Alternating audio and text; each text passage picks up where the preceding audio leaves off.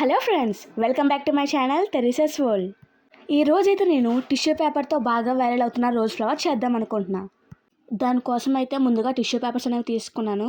ఆ tissue paper మీద అయితే 2 స్మాల్ సర్కిల్స్ అనేవి డ్రా చేశాను. ఇప్పుడు ఆ డ్రా చేసిన పార్ట్స్ అనేవి కట్ చేసుకోవాలి. మనం కట్ చేసిన సర్కిల్ పార్ట్స్కి సైడ్స్ కలర్ అనేది అయితే అప్లై చేయాలి. నేనైతే మాత్రం దానికి పెయింట్స్ మాత్రం యూజ్ చేశాను.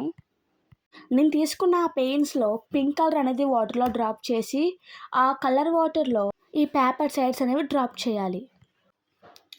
ఇప్పుడు నేను చూపిస్తున్నాను చూడండి, ఆ విధంగా.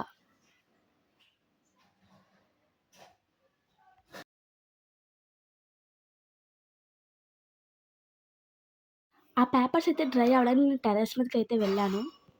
కానీ మార్నింగ్ ఈ సమ్మర్ సీజన్లో టెర్రస్ మీద ఆ ఎండ అనేది మామూలుగా లేదు. నాకు మాత్రం ఇప్పుడు పేపర్స్ ఆరబెడుతుంటే సమ్మర్ సీజన్ రాగానే మా అమ్మ వడియాలు పెట్టేది. ఆ వడియాలు డైలీ ఇలా 2, 3, 4 టైమ్స్ ఆరబెట్టేవాళ్ళం. ఈ పేపర్స్ ఆరబెడుతున్నప్పుడు నాకు సేమ్ అదే గుర్తొచ్చింది ఇంక యాజ్ ఇట్ ఈజ్. నేనైతే ఈ పేపర్స్ డ్రై అవ్వడానికి మ్యాక్సిమం 1 or 2 hours, 3 hours పడుతుంది అనుకున్నాను. కానీ ఆ సూర్యుడు 10 minutesలోనే ఆరబెట్టేశాడు. నేనైతే ఆ ఫ్లవర్ చేయడానికి ఇంకా 1 glass అండ్ గమ్ కూడా తెచ్చుకున్నాను. నేను వీడియోలో చూపిస్తున్న విధంగా ముందుగా అయితే ఒక పేపర్ పెట్టుకొని ఆ పేపర్ మీద గమ్ అనేది అప్లై చేసి అలా పేపర్ గమ్ అనేది అప్లై చేసుకుంటూ వెళ్ళాలి.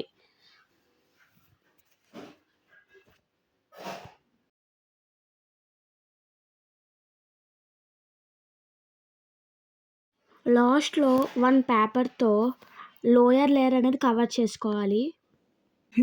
Okay, now it is time for opening the flower.